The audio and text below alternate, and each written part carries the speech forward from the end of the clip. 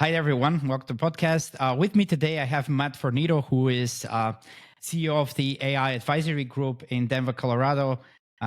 He's very active on LinkedIn and a very experienced person in, anything from being an analyst, data scientist, head of data, chief data analytics officer. So I'm super happy to have Matt here. Hi there, Matt. Hey, girl. Thanks for having me. Appreciate it. Great to have you. So, yeah, where should we start? You are you've been talking a lot about AI in the workplace. Not just data science models, but just rolling it out broader in an organization. What are your thoughts, given all the current developments in the field, on bringing AI to the workplace? That's a wonderfully loaded question.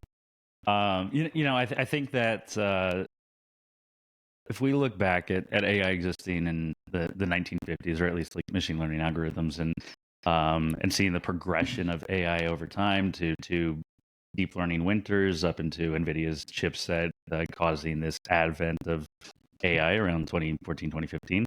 And then again with ChatGPT, once OpenAI released that, there's been this progression that's always been really data and technology focused, right? We didn't have the right or enough data to leverage AI successfully, or the technology wasn't strong or significant enough. And the transition that I've been seeing over the past, especially 5 years, has really been on how are we actually creating value? If we're looking at 80, 90% of models still ceasing to make it into production and AI initiatives continuously failing, what's the rationale for that? And what I've come to realize working with a lot of Fortune 500s over the past decade is this really comes down to people and process. We need to be AI driven organizations. We need to find ways to leverage data to create competitive moats, to have greater understanding of our customers, to understand what products and services to build and develop. But if people don't trust the data, people don't trust AI models, then it's all for naught, right? You could build a 100% accurate customer churn model, but if nobody uses the insights from that, guess what's going to happen? The same percentage of customers are going to continue churning. And that's the real issue that we're facing today. There's a lot to unpack there, right? Starting from the fact that this isn't the first iteration that we have of AI, right? We used to have that in the past, and just like in the past, just so you can predict churn doesn't mean that you'll do something about it. You just have an accurate representation of who will churn, but doesn't mean you're doing anything to prevent it. Doesn't mean that you can salvage it. Doesn't mean that you can add more value by just knowing it. And what you're alluding to is that it continues to apply in the current AI wave, right?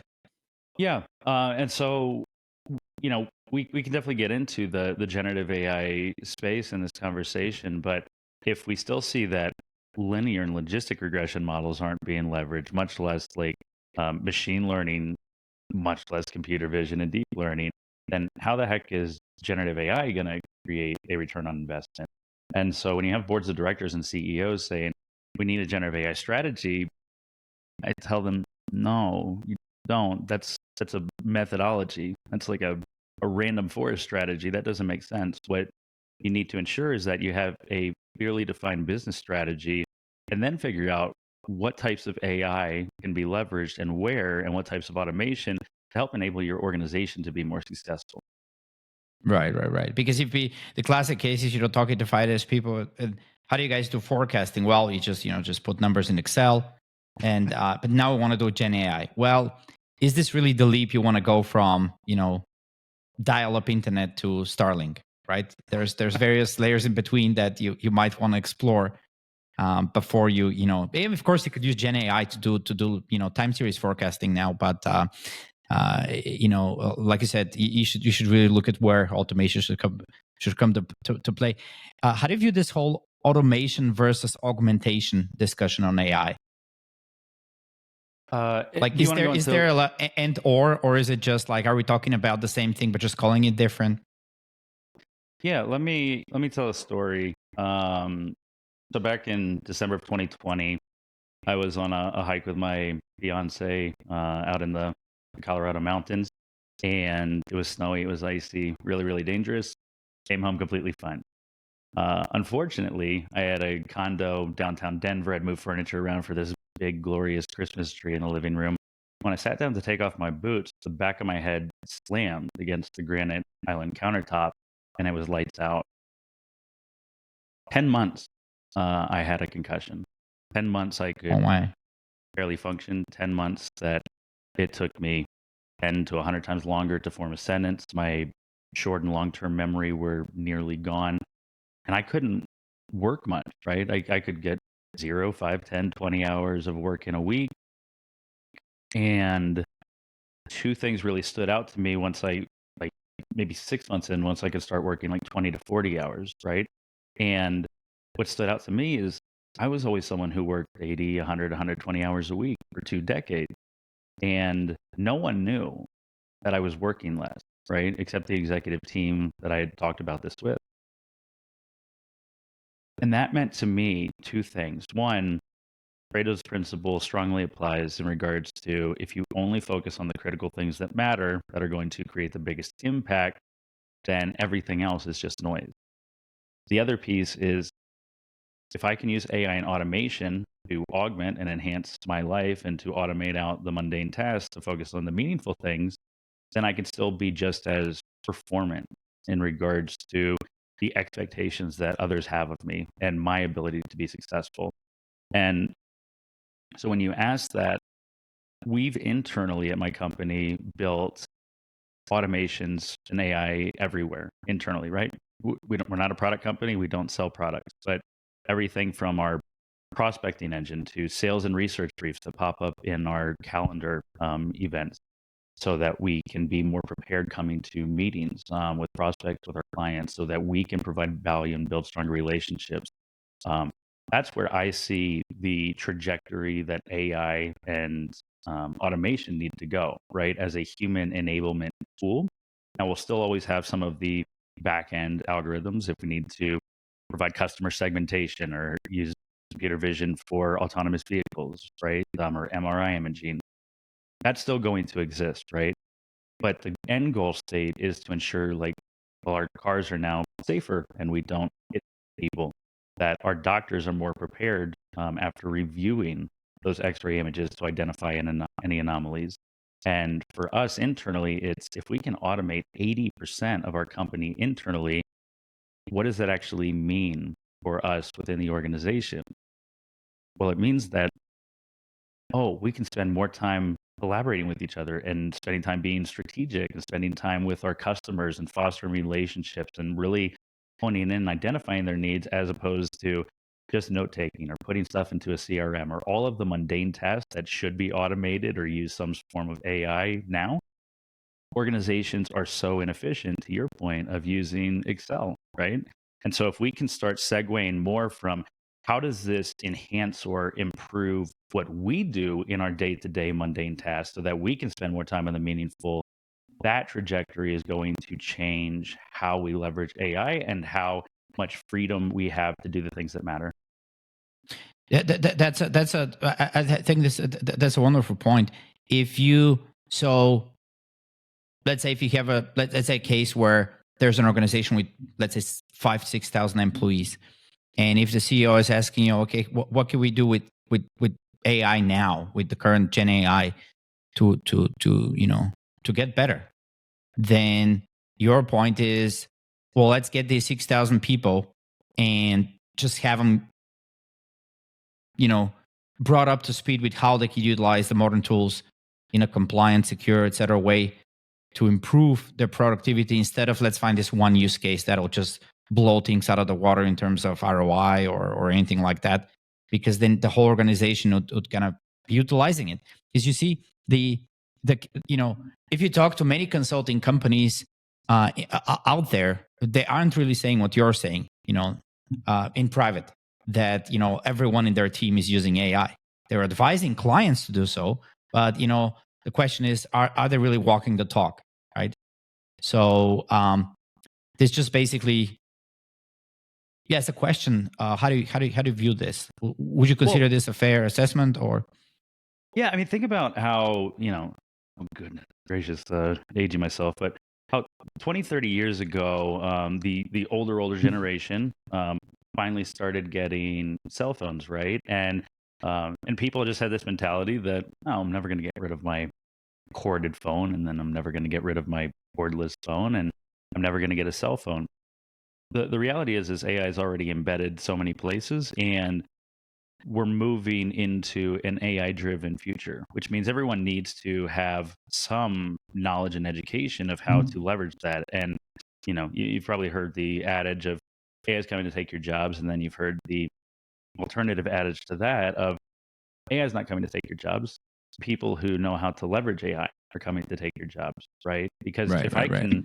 if I can put in 80, 120, 200 hours of work per week using AI and automations, even if I only work 20 to 40 hours a week, that's going to blow anyone else out of the water that's working 60, 80 hours a week, right? Exactly, And so exactly. You're right. like shifting, yeah, towards that mindset, it's in part the empowerment piece of like having people use these tools, right, to understand how it can work.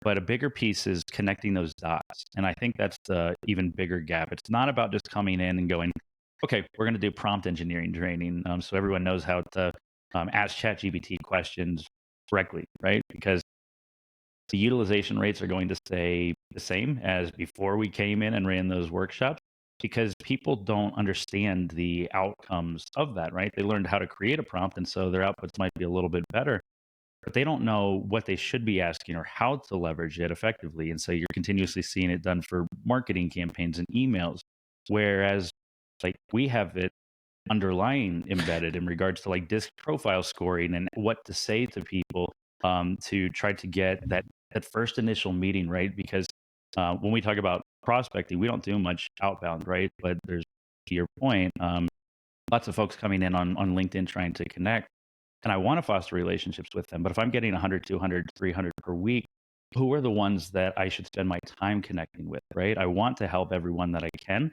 but I'm most empowered to help the people that I can serve today. Right, right. So one way in which this could go forward is to say, well, if you're good, that's going to make you better. But if you're bad, that's just going to amplify your incompetence, right? Because you're just going to go with, at the end of the day, because you're going to be more productive at spewing out bad stuff in terms of work product. That might be just as you alluded to in marketing, just just being having more unprecise, non-targeted, just wrong messaging, just garbaged out. And if you're in the workplace and doing some other job, well, just the fact that you could generate some text, it means you could generate more of it. But is it really going to be of higher quality? So that's the point that you're making with, someone using AI is going to take your job because they're likely going to be, just going to amplify their strengths. And And there, oh, go ahead. yeah, and so the question is whether you see the increased usage of that in general,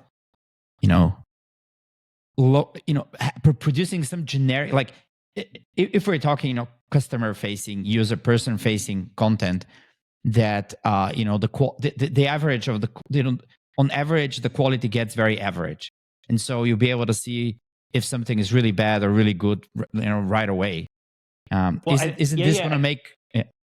I think What are your there's thoughts two on that? great points. I think there's two great points to it, right? So one, it was I believe a Deloitte or BCG study on consultants, and they found that those who are average or adequate actually saw much greater productivity gains because the output was technically better than they would have created themselves, right, manually. The subject matter experts, the ones who were the best, it didn't diminish, but it didn't really augment like their productivity and their outcomes, right? Because the way that that exists today, and the second point to this is strongly aligned with what you said, and I love it, is that if you can get something 60 to 80% of the way there, that's still great, right? I think the issue is that most people use a base version of an LLM as opposed to maybe an ontological network, right? Like I we have digital agents that are explicitly focused on functional areas like sales, marketing, LinkedIn, etc. But then also digital twins that are ontological, like graph networks of our identity. And that piece creates a lot more greater output that actually resonates with like who we are and how we talk and how we think. And that's an advantageous point to it, because what I saw over the past 2-3 years now is that, exactly to your point, if we look at the corpus of information that most LLMs were illegally trained on, it's from everything on the web, right? And most people don't necessarily have innovative ideas, right? They kind of regurgitate and reiterate information. And so if we're seeing the same patterns and same thoughts being written over and over again, then thinking of that standard bell curve from like middle and high school, grade school, um, everything's going to standardize to the mean in regards to that type of language pattern, right? Within the vector space. And what you really want is, you want to be on the tail end of one of those sides, right? You want to be contrarian, or you want to be innovative. And the way that LLMs are set up today, it doesn't provide for that. So if you use a base version and say write an email, it's not going to sound like you, right? It's not going to have your personality and your unique perspectives and how you connect with people in there. And so you either have to build these out correctly so it emulates that, or you need to use it in ways that aren't so artificial and shallow that just standardize to that mean.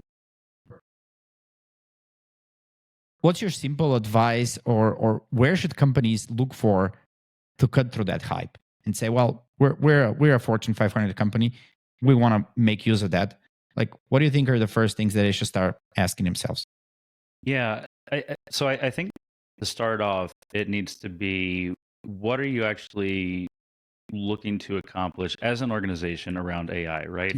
And so if we look at it as return on investment, return on employee, and return on future, right? If we have these three pillars that we can look at, return on future are organizations that are trying to create a competitive moat 5, 10, 20 years in the future, right?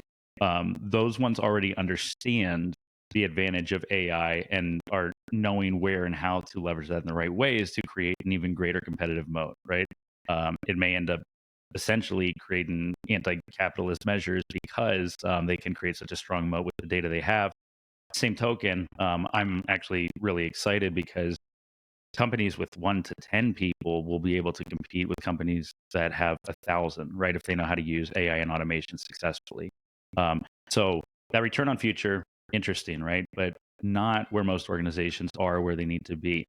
So then it sits at, okay, well, do we care more about the monetary value of creating a multiplier on every dollar invested in AI?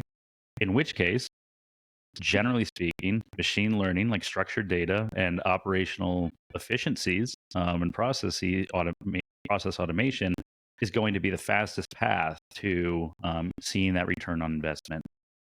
Then there's the return on employee side, right, which is this generative AI aspect. And so if organizations are saying, okay, we don't necessarily care about getting a monetary value, but we want an AI empowered workforce. We want a hypothesis driven employee group.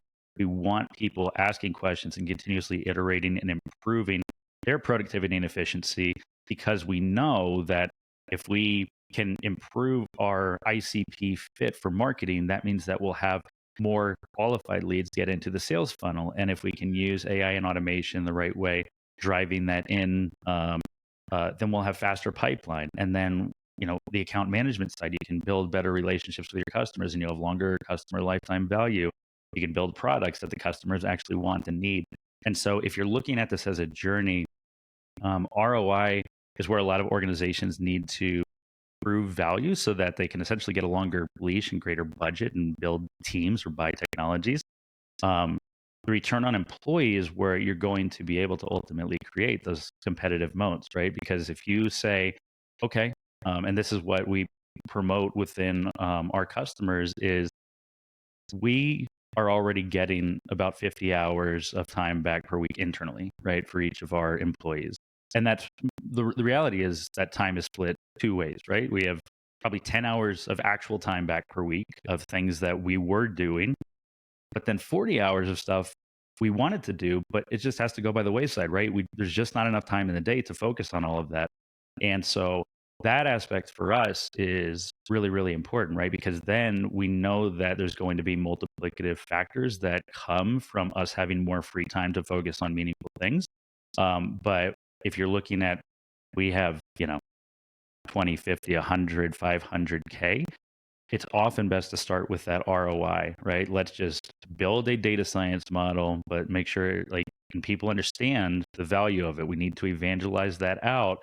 We need to quantify it. We need to show the business impact of that so that we get buy-in from other teams and they start leveraging us in regards to what initiatives we want to have. So we generally look at it twofold of we work with some return on future organizations that really, really want to be progressive and futuristic driven, but it's either do you want an empowered workforce where you get the best in breed folks who want to be AI driven, or do you need to prove value and generate an ROI? That's a great way to think about it, honestly. I love it because it seems to me that, not just the entire market, but every individual organization and their teams and their entire workforce has to ride out the, the Gen AI bullshit wave. We're at the peak of inflated expectations, according to Gartner. So I think the description is deserving. And what you're suggesting is saying, well, focus on the ROI things with an ROI mindset, but focus on people and process so that after the dust settles, after everyone is doing it by default, which there's a lot of parallels to the early internet where everyone thought everything would be online, that it didn't become online within a year, and then it became online after a couple of years anyway by default. But then there was this period where of disillusionment where everyone's like, oh, pets.com, all that kind of stuff that was like, $billion enterprises that didn't come about, and the dot-com crash. But then did it really crash? I mean, it crashed for a while, and then obviously you see the 20 25 years later,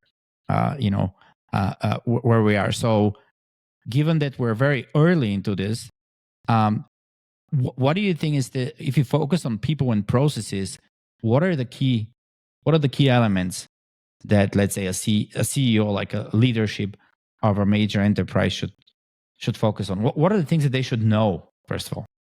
Yeah. So when I was, I think it was my second or third data scientist role at the time, the CEO of a major telco company had $15 billion to spend, and so I was allocated with building geospatial models to figure out like where, basically an auction, where that dollar allocation should be. Spent months, created some killer models, and right at the end of that, right when they were going to auction, the CEO says, actually, I'm going to go on my gut. And that was heartbreaking to me because, I spent tons and tons of time. I knew it was quality. I knew what I built was like foundationally worthwhile. But the CEO didn't trust it, right? Didn't trust data, didn't trust the models in that sense. And so what we start with, what we find most necessary and compelling is the trust in data, but starting first with leadership alignment, right? It's not enough to have a CDO go be Harry Potter in a broom closet and we'll let you out when we let you out. And then the data science team just builds R&D models, and some might make it into production, but nobody knows about them and nobody leverages them. It's not really valuable, right? And so it's just a cost center. But if you have sales, marketing, product, at bare minimum, those three functions, right? Align and identify, okay, well, who's our ICP? Who's our ideal customer? And how are we messaging them? How are we connecting with them? Is it the right message? And do our sales efforts align with that market message? Does our product have the features that aligns with those pain points the customer has? And so, like, coming from that customer-centric framework to identify where data and AI can help augment that, it's going to create the most value, right? And that might mean individual technologies within each org function that improves productivity or alignment or understanding, comprehension, or ROI. Ideally, you get to a point where those technologies connect. So then you have automated workflows that flow all of that down, right? And you get I mean, a lot of organizations might be mature enough to, once you move a deal from in your CRM from a demo stage to a proposal, maybe it automatically puts out uses an LLM to create a proposal for you based on all of the conversations that you have and all the transcripts, right? But I don't think most people are thinking of going into that realm of like, how can we create this wow experience, right? How can we ensure that the customer goes, oh yeah, these guys actually do understand AI. I want to work with them. Um, and internally, that I think generates trust, right? Because if you can't see it, it doesn't exist for most people. But if you Right, can right. have Very good compelling point. ways, yeah, Exactly. So, like, I'll give you a European perspective here from the German-speaking world, where we have a lot of companies that, right now have ramped up, like they have 20, 30, 50, AI people that are very high quality. And, they're just sitting out there looking at trying to just scientifically improve certain parts of the value chain. And at the same time, you know, even though they think, well, if I had 50 data scientists, PhDs and, masters in computer science and all that, I could do a lot of things. But then there's like 10,000, 20,000, actual other colleagues of them that aren't really thinking AI, that aren't really utilizing it, that are just, doing business as usual. Like, how do we scale this out to like the entire organization? yeah. I mean, the reality is that it has to start with education, right? If you don't understand something, then how are you going to leverage it? I mean, there are the self starters within an organization that might take that on because they find it interesting or compelling or exciting. But that's not 90%. That's maybe 10%, 5% of the folks within an organization that take that onus onto themselves and ultimately create like shadow IT and shadow AI. That means that you have like 95% of folks within organizations that are just doing the same thing every day, right? And I mean, if you've ever gone into a finance department or ops and you're just seeing like Excel data silos, right? Of everything just operating on the sheets and people just manually copy and pasting from one sheet to another and all these things. It's so mundane, but if you don't show a better way of doing things and what that actually means for you, it doesn't mean like you're going to lose your job. It means like, oh, you can focus on maybe actually creating a good financial model, right? So I think that we have to start educating. I mean, the entire population, right? From a societal perspective, if we talk 10, 20 years from now, our governments are not prepared for what this is going to be and look like, right? Because autonomous vehicles will get to we'll say from 3.5 to 4.5, maybe 5. And if we're talking about actual self-driving vehicles, then the entire truck driving population could be out of a job, right? But that's a blue collar job. And when you talk about AI, like replacing jobs and it being essentially even in 2030, that we would have the same amount of jobs created as replaced, those truck drivers aren't going into those new AI jobs, right?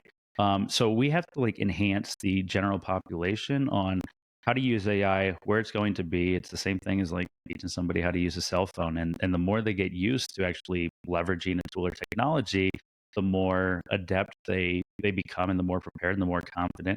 And you're going to see that perpetuate within organizations. If you see organizations that are purely data driven, say, okay, you have to use ChatGPT or something every day. That's great, right? Because that requirement, just even if you're not getting the outcomes that you want, just the practice of using a tool is going to make you more successful with it. And then you can start looking at what are the other tools, right? And so like Perplexity AI is phenomenal since it can, research the web and compile that information from tons of research sites. Fixer AI is phenomenal for creating auto replies in your Gmail inbox, right? And so, like, it doesn't just automatically send that email for you, but it creates the point where all you have to do is review that and maybe tweak things instead of maybe not sending an email for 2 to 3 days, right? And either that gap of like you not actually doing the work, or not actually sending that email, that potentially creates an irate customer, an irate boss, an irate colleague versus, oh, I just built a better relationship and I got this research brief done in 5 minutes instead of 5 hours, right? What does that mean for your time now? There's a ton of work that will get automated away. Yeah. 100% going to get automated away. And in a question a company should ask themselves, do they want to be the ones automating away, or where's the external push going to come from? Like, let's say if you're an organization and there's no push from the market on your margins too much, then you're content with the level of bureaucracy you have. Unless a new player shows up that is so lean where you're like, oh my God, I have 300 people doing something that this brand new company using AI, they have like 3 people and they handle the same process or of a process of a similar magnitude with the AI and automation. Like, what am I going to do with my 300 people? Well, obviously you're going to have to ramp them down. Do you think that there's like, and I'm guessing still the question is directed to a point where if you consider the audience being, I don't know, your average CFO, CEO person listening to this, to which extent should they be on the forefront, or should they be in a position where, I'm not going to overinvest in trying to push the boundaries of this, just going to see what my competitors do and, likely keep up. Like, what are your thoughts on, how much to invest in building out, like, education you mentioned of the employees and everyone? Yeah, well, so I think the greatest difficulty, right? And I came from a PhD program in organizational psychology, is that when you talk about education, when you talk about change management, when you talk about the things that are actually going to upskill that entire organization or company, or government, there's huge potential and impact with that, but it's really, really difficult to measure, right? It's not just like one proxy variable, it's probably like 3 levels of proxy variables away. And so we're not able to really successfully measure the outcomes of that, which becomes problematic for organizations looking to understand, like, should we invest in this, right? And so, when like, even just from our perspective of coming in, it's not, okay, great, we have Fortune 100 and Fortune 500 X chief data officers, right? And we have advisory and fractional services for that. It's like, and that can certainly help companies get ahead, right? But the reality is, it's like, what actually is going to connect with that CEO or CFO? And from my perspective, it's time, right? If we say, imagine if you just got 10 hours back per week, what does that look like for you? Imagine if everyone at your organization is, so if we just calculate what 10% of all the salaries and bonuses are, if we can create that kind of cost savings with AI and automation, if you can do that internally, you already know the dollar value of that. And then, there's that additional lift calculation of, oh, they can spend time doing more meaningful things, right? And the impact associated with that, which is going to be an exponential multiplier. So I think for the audience that like is really wanting to, we'll say, identify where they want to be in this space, you're going to see that always go twofold, right? You're going to have the innovators, which a lot of those are going to end up being like the SMB, like small medium businesses, as well as like the mid cap growth stage companies that are trying to rapidly accelerate using technologies that'll help create a competitive moat. The big players tend to just look at what each other one does. So when I've worked with some of the Fortune 500, like media and entertainment companies, one of the ones I sold, we sold NVIDIA into. I said, oh, so I assume that you've already sold NVIDIA into all of our competitors, right? And so that perspective is what a lot of organizations have, right? We're not going to be a leader or innovator, but we don't want to get lost. And so it's like, do you want to be proactive and progressive and create a competitive moat because this is the greatest inflection point in history? To do so because of what you can do with AI and data? Do you want to keep up with your competitors and just make sure that you're using AI in the same level they are? Or are you just going to say, we're going to stick to the status quo and then we'll see if you're around in 5 or 10 years? Right. So, and so the point is, to bring folks who are in the decision making position to realize that just waiting it out isn't probably the best strategy, regardless of whether they're a slow moving company versus a high growth technology company or anything in between. The likelihood is that they're leaving, really, both in terms of human labor hours spent in tasks that can be automated, as well as other growth opportunities not being unlocked by them not utilizing this. And so, but then it comes back to the point you made earlier, that it is about the people in the process that they have in place to reliably have that beyond like one single ROI kind of showcase use of that, and just build it into the organization. Yeah, well, and I think there's absolutely nothing wrong with having a data science, data engineering team that are building things based on all of your internal data, right? But they're a small chunk of the organization, and until they learn to bridge the technical and business gap, that they can make sure that they're building things that actually lead to an ROI for the organization. And same token, the business leaders are understanding enough about AI to identify, okay, well, these are our pain points as an organization. Which ones can actually leverage AI and automation? That it's going to create still this discordant gap, right? Where we're not going to see the success, because we need people who can effectively communicate cross-functionally across those groups, make sure that there's buy-in, make sure there's excitement, make sure that there's ROI attached. So it's not just about building one model, right? Because you can build a model and create 100 million in additional revenue, but if you ask 90% of the organization, they'll have no idea that that model was even built, right? Or that it's running. And so it becomes this, you have a very technically advanced and mature group within the organization, but everyone else is still using spreadsheets. And we need to both ensure that the data science team is attached more towards ROI-based initiatives, and that everyone else in the organization is upskilled enough to leverage AI tools and technologies that are going to improve their productivity and success. One way for companies to achieve this is to just supercharge this with an external leadership, fractional leadership, project-based support, to drive that change. Because it's not just having the capabilities, but transforming the teams in a way that that will get them there.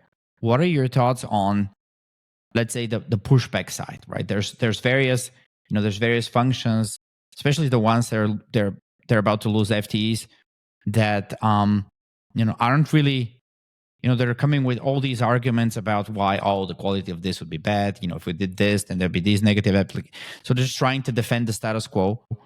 How to go about this resistance? How to, from a people perspective, how to turn this around, from leadership management perspective? Well, I think first piece is going to start with the CEO. Like, the CEO has to have buy-in, because otherwise you're fighting an extremely uphill battle of trying to be data or AI driven, and you have the leader of the organization that doesn't care, right? But with his buy-in, then you need his or her, apologies. You need change management, right? You need the entire leadership group, to be aligned on how progressive they want to be as a data or an AI driven organization, and then need to figure out, like, how do we do that, right? And part of that is saying the status quo isn't good enough.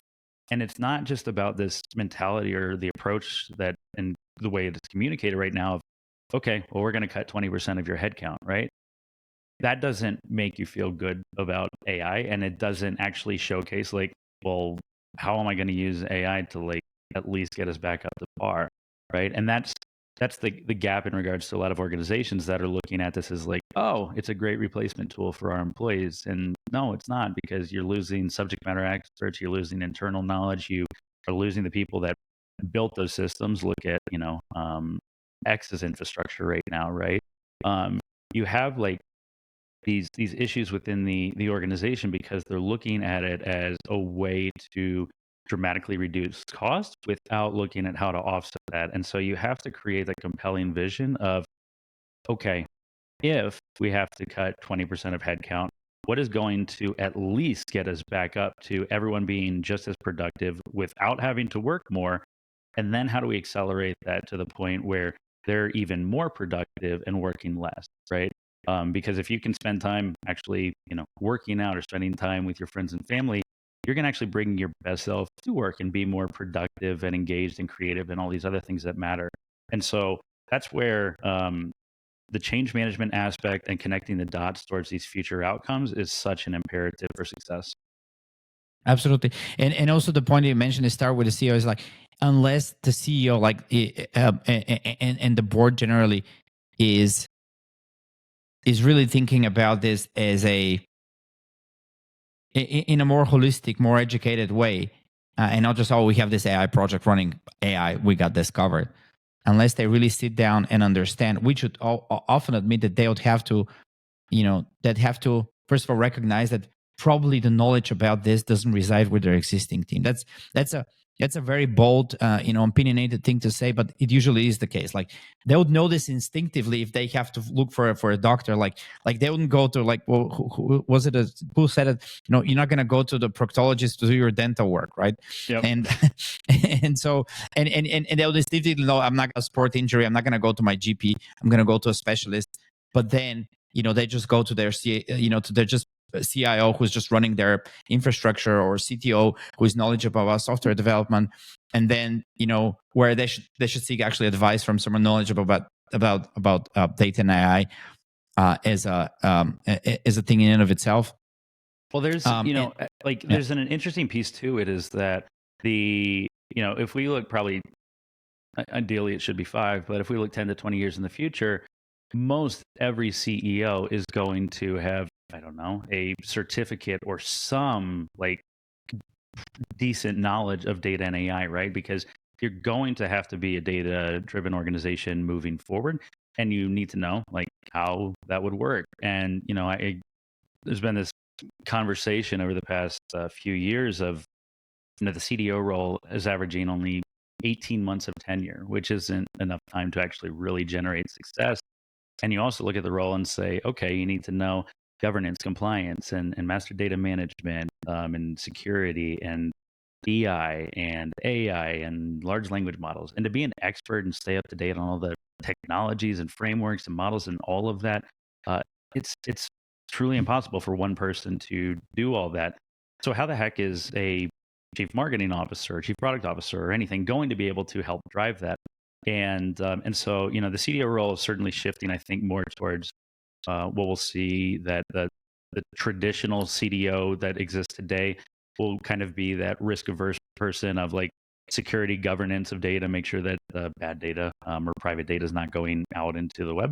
But then you also see kind of that chief AI officer that's really trying to drive and innovate change.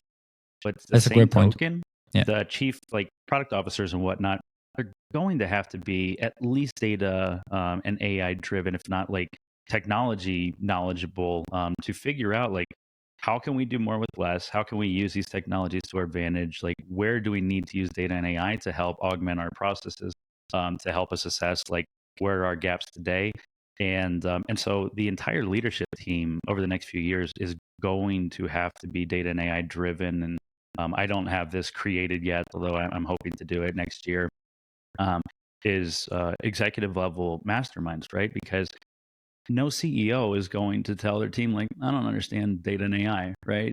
You don't want to look stupid, and everyone within that leadership team is not going to say that they don't understand something at that executive level.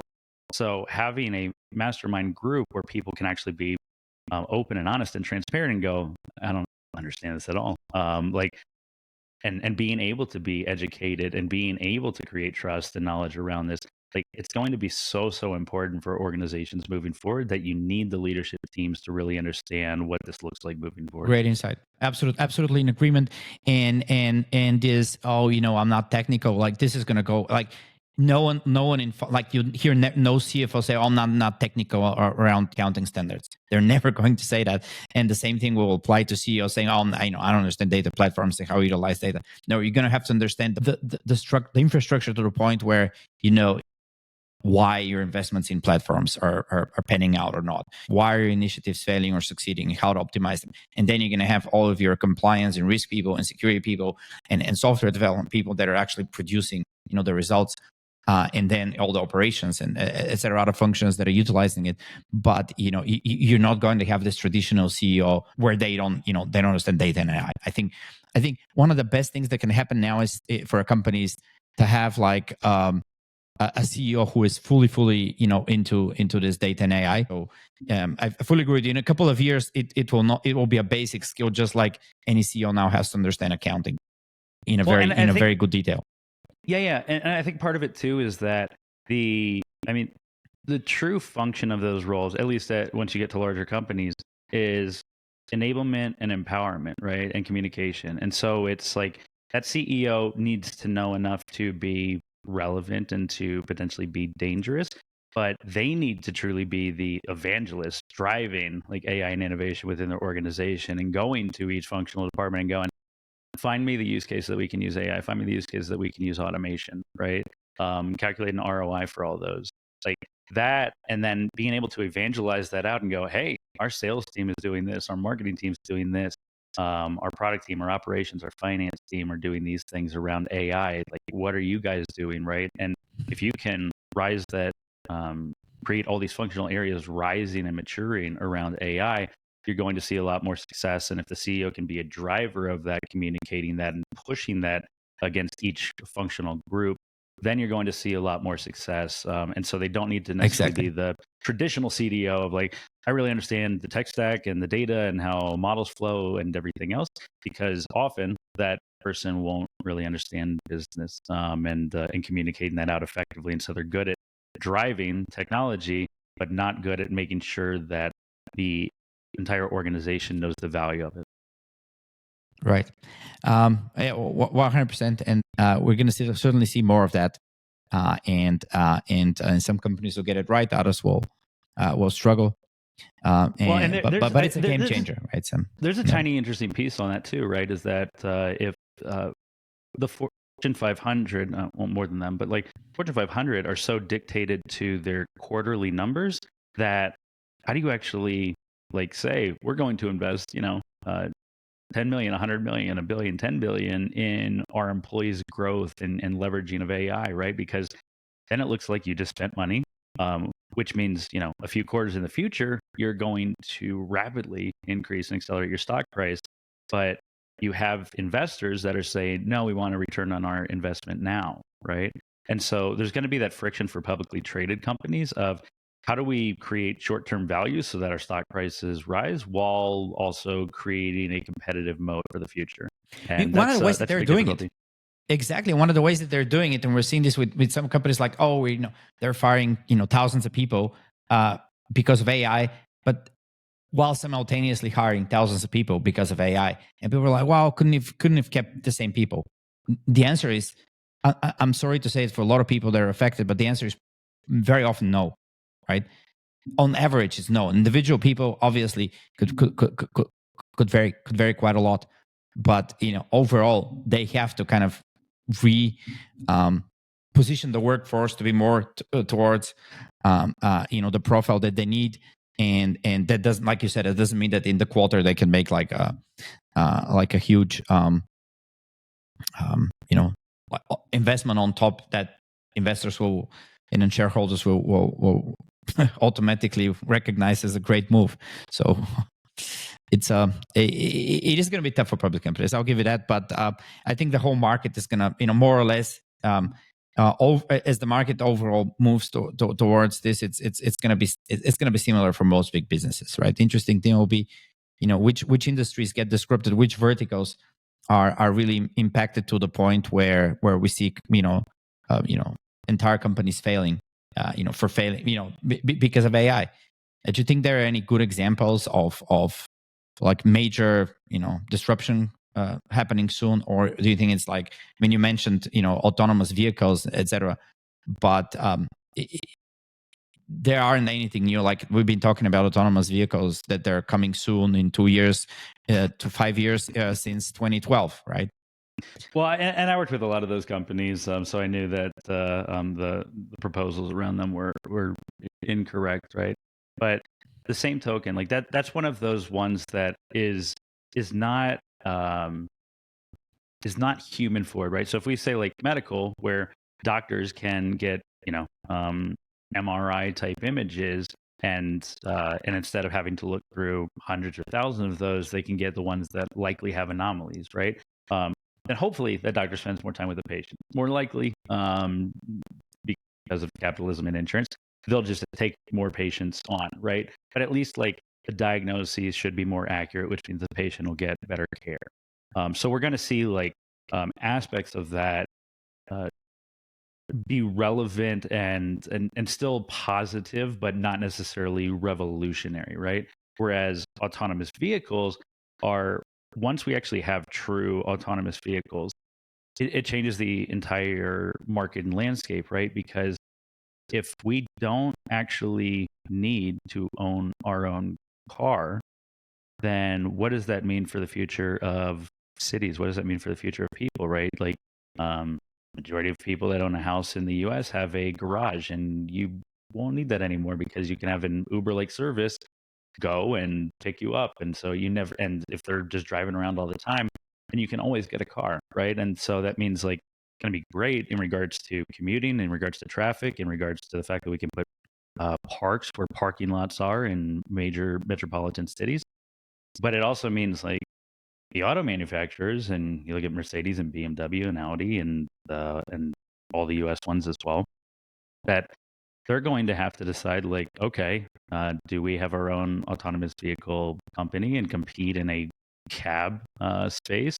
What is that going to look like? And I know they have time to think about that, but that's going to be one of those ones that I know I certainly wouldn't want or need a car if I can just get a super cheap one at the drop of a hat whenever I need it. Yeah, that ultimately that might be one of the industries that's really majorly impacted, right? And the question that we have to ask ourselves, is it a bad thing? Because like you said, if you don't have that, well, that doesn't mean that everything is bad. That means that you could do a lot of great things. You could build parks, you could build this, you could build that. You could do a lot of great things where people could be utilized to build instead of, just drive, gas guzzling cars. And, it always amazes me when I'm, driving in the US about the size of everything and the vehicles and the energy inefficiency everywhere I see is just, it's just shocking for quite some days until you settle into the, okay, I guess that's how things work here. and there's, I think there's always going to be that resistance to change. There's always resistance to new technology, but it's, it'll get to a point where it's just so embedded that, everyone has a computer, everyone has a phone now, right? And if you think back to the 80s and 90s when we didn't, it was like, I remember like, going outside a lot more and playing a lot more and being more creative, right? Because I didn't have the entire universe at my fingertips.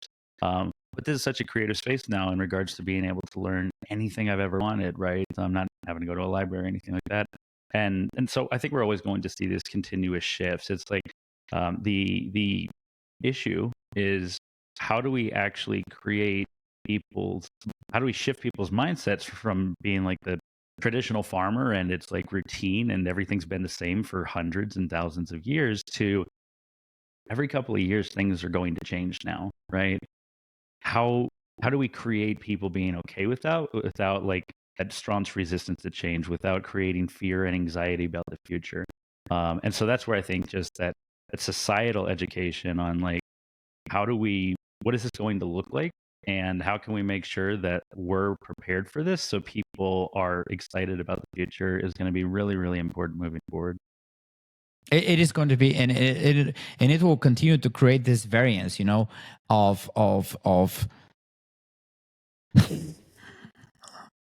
in the sense of stability and predictability of how careers go, of how education works, of how everything works. But there's two ways to view it. There's the skeptical way of saying, oh, this is just gonna prevent us from doing, living the life. I mean, looking at the place like here in Austria, Europe, it is extremely developed. Everything is so nice. Everything works so well in a settled way. You might even think, why would anyone want rapid change? Like, no one would want that. Like, Yep.